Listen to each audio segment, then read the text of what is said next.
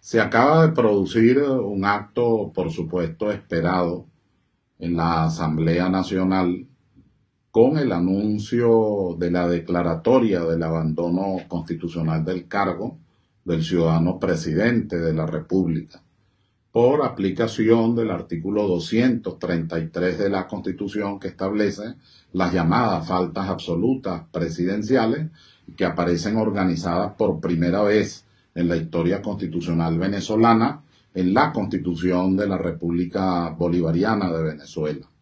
Lamentablemente, el mal uso, el juego demagógico, las mentiras colectivas, la trapacería permanente de muchos de los voceros de esa oposición que da la espalda a los intereses nacionales y a los intereses del país, crea alguna confusión que necesariamente hay que aclarar. En primer lugar, el periodo presidencial es de 6 años. Al presidente de la República le faltan 2 años y debe cumplir con esos 2 años para la estabilidad democrática. Abandono del cargo es que el presidente no cumpla con los 2 años que le faltan y para los que fue elegido por la soberanía popular en expresión directa del pueblo de Venezuela. En segundo lugar, la teoría del abandono no se puede tomar con esa liviandad de la palabra, como que si se tratara de un hecho vinculado al derecho civil, al derecho de familia, al derecho aeronáutico, entre otros. Esto es derecho constitucional. Y abandono del cargo a lo que se refiere es al cumplimiento de las atribuciones y competencias y a las funciones específicamente constitucionales. Presidente, jefe de Estado, jefe de gobierno, jefe de la Administración Pública Nacional, comandante en jefe de la Fuerza Armada Nacional Bolivariana y superior jerárquico de la misma, entre otras muchas competencias y atribuciones que están a lo largo de la Constitución vigente en Venezuela. En consecuencia, para poder declarar el abandono del cargo, habría que sustanciar un expediente. Por ejemplo, si el presidente está cumpliendo o no con su función de superior jerárquico de la Fuerza Armada Nacional, si ha colaborado con los ascensos militares, si está atento a nuestras hipótesis de conflictos fronterizas. A mí en lo personal me consta el trabajo permanente del presidente de la República y de nuestro actual ministro de la Defensa en esa materia. Pero podríamos tratarlo también en los temas sociales propios de un presidente de la República. Por cierto, ahí dan un ejemplo muy mal traído, muy menguado, de muy poca fundamentación y de muy poca lógica. Que si un padre en una situación etílica resulta que abandona el hogar, y el otro ejemplo es que si el padre no cumple con la educación, con la salud, con la vivienda.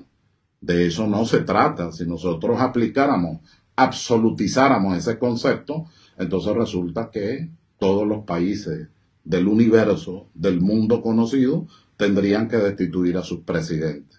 Porque una cosa es la función constitucional, el esfuerzo, las medidas, las decisiones que se tienen que tomar como se están tomando. El presidente asiste, dirige, coordina, preside el Consejo de Ministros. El presidente preside el Consejo de Defensa Nacional. El presidente mueve de manera muy fuerte todo lo que tiene que ver con la misión vivienda, con lo que tiene que ver además con la seguridad alimentaria, con lo que tiene que ver con la parte agroalimentaria y minera, entre otros muchísimos aspectos pues que son de la opinión pública nacional en su apreciación, en su debate, pero que por supuesto están allí. Actuar de otra manera sería violar tratados internacionales y exacerbar la norma. Los tratados internacionales exigen unas garantías para cualquier procedimiento. ¿Cómo va a haber una declaratoria de abandono del cargo de naturaleza político-partidista y inmediatamente se va a decir que ya por eso no hay presidente? ¿Dónde está la sustanciación del expediente? ¿Dónde están las pruebas? ¿Dónde está el testimonio? ¿Dónde está el derecho a la defensa? Yo me imagino que en materia internacional y en la comunidad internacional esto se verá como un hecho verdaderamente insólito, que porque se reúnen unos diputados y sin juicio alguno sin procedimiento alguno, ellos deciden que el presidente abandonó el cargo, sin defensa y sin un sistema de garantías que está previsto en la Constitución, está previsto en el Pacto de Derechos Civiles y Políticos, está previsto en la Convención Americana de Derechos Humanos, y la mejor doctrina se encuentra en el Tribunal de Derechos Humanos de Estrasburgo como producto de la Convención Europea. El otro aspecto que hay que mencionar es que estamos en una situación verdaderamente difícil. Se declara en contumacia, se declara ilegítima, desincorpora definitivamente a los diputados esta Asamblea Nacional de un sector de la vida nacional, que en este caso es la oposición al gobierno bolivariano, y con ese expediente, con esas ideas, con esos argumentos, entonces se pretende sostener un supuesto abandono, se pretende sostener un supuesto incumplimiento o un supuesto no desarrollo de cometidos y competencias. A esto hay que agregar, lo digo con toda responsabilidad ante el país, el artículo 333 de la Constitución.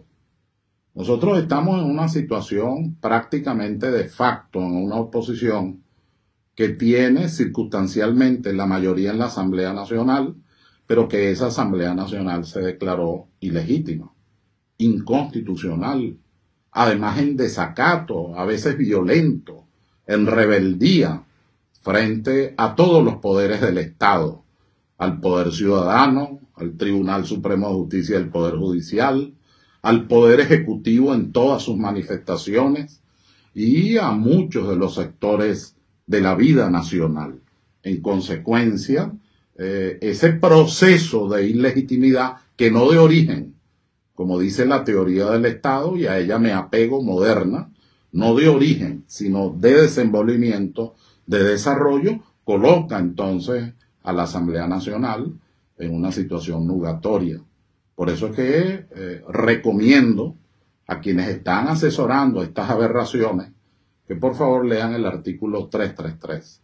Cualquier ciudadano o ciudadana investido no de autoridad está en el deber de restablecer el orden constitucional cuando él ha sido modificado, violado, transformado por mecanismos no previstos en la Constitución. Este es un mecanismo que no está en la Constitución, porque supone un pronunciamiento sobre un expediente, supone el derecho a la defensa y supone además el juez natural, que es una de las garantías judiciales internacionales. ¿Quién sería el juez natural en un proceso político? Una Asamblea Nacional legítima, una Asamblea Nacional conforme a la Constitución. No puedo terminar esta intervención sin referirme a las posturas arlequinescas de un, hace horas, expresidente de la Asamblea Nacional y probablemente el peor presidente que ha tenido el Parlamento venezolano desde 1811 hasta 2016-17. Lamentablemente el señor Henry Ramos Ayub, acostumbrado a la trapacería, a la intriga, a la cosa pequeña, traidor al llamado caudillo de AD, traidor a Carlos Andrés Pérez, traidor a Lucinchi, traidor a su propia gente, a la propia Acción Democrática, ahora quiere presentarse como un gran analista de la Constitución, después que tuvo que salir por la guardilla. Él de verdad entró por la guardilla. Él entró en lo chiquito cuando desmontó la imagen de Simón Bolívar porque no le gustaba. Yo le quiero recordar que cuando fue a mi casa y se quedó mirando al Libertador, le dije y lo he repetido varias veces: no exprese criterios equivocados o negativos sobre el padre de la patria, porque esto no es la Asamblea Nacional. Esta es mi casa, este es mi hogar, aquí se respeta a Simón Bolívar, y de usted expresarse mal, usted se tiene que ir inmediatamente. Por supuesto, eludió aquello, se dedicó a hablar de que tenía malos constitucionalistas, que 700.000 abogados que ninguno servía. No voy a dar los nombres porque no puedo caer en el mismo miasma putrefacto que su verbo lamentablemente ha generado en este momento y para las nuevas generaciones. Yo lo convoqué a un debate nacional, pero con un objeto pedagógico, aclarar al país y con toda humildad. Si hubiera convencido en ese debate que tenía la razón, yo lo hubiera aceptado. Pero yo sigo pensando que se trata de un trapacero arlequinesco, una figura de estas que aparece cada cierto tiempo en cada país, como aquel loco griego del que hablaba Simón Bolívar, que dirigía batallas desde una roca mirando los barcos sin saber dónde estaba. En conclusión, debo precisarles, el presidente de la República democráticamente es Nicolás Alejandro Maduro Moros. Los poderes constituidos legítimamente, menos la Asamblea Nacional, son el Poder Judicial, el Poder Ciudadano, el Poder Electoral y el Poder Ejecutivo.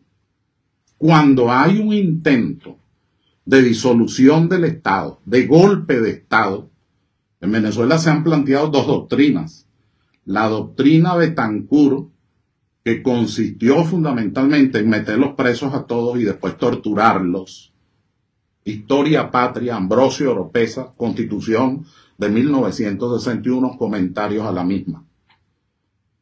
Y la otra posición, que es la que ha asumido el gobierno bolivariano, que es la tolerancia, el respeto a la democracia, el respeto a la opinión distinta, como decía Voltaire, prefiero dar mi vida, pero que te expreses. Bueno, de esa manera es que lo hace el gobierno bolivariano. Tengo que decir que vamos a salir de esta guerra económica, de esta guerra social, de esta confrontación a la que nos quieren llevar, utilizando las frases marmóreas, extraordinarias, significativas del Papa Francisco. La paz a través del diálogo. Hay que sentarse a dialogar, pero con sinceridad, con la verdad, no con actitudes trapaceras, y muchísimo menos con un verbo menguado y lamentable, que recuerda muchas de las novelas venezolanas. En este momento recuerdo a Rufino Blanco Fombón, a Rómulo Gallegos, entre otros, como muchas veces definieron en la política ese tipo de personajes. Rómulo Gallegos lo llamaba Mujiquita. Bueno, señor Ramos Ayub, mi debate está a la orden, aunque ahora no sea presidente de la Asamblea Nacional, pero está a la orden para construir. Está a la orden para el mejor porvenir de Venezuela. Está a la orden para que de verdad confrontemos ideas. Repito, el presidente de la República es el señor Nicolás Maduro Moros. No procede el abandono constitucional del cargo. No se siguieron los procedimientos que establece la propia Constitución y la Asamblea está entrando ahora en una fórmula distinta de los golpes de Estado. Antes era muy fácil estudiar un golpe de Estado porque lo que se trataba era de una acción armada de un órgano del Poder Público Nacional, como lo define Cataneo y los principales estudiosos de esta materia. Hoy día es un poco más complejo porque estamos en una guerra de quinta generación, de simulación de hechos, de mentiras colectivas, de manejo del capital aliado a situaciones tecnológicas en los medios de comunicación social, de distorsión de cada una de las verdades. Pero el pueblo no se engaña, el pueblo sabe quién le miente y el pueblo venezolano tiene una gran experiencia y por eso al día de hoy no han logrado que aquí se produzca un Caracazo o que aquí se produzca una especie de guerra civil con lo que pareciera que se sentirían muy bien. Nosotros abogamos por la familia venezolana, abogamos por la justicia, los derechos humanos y la paz.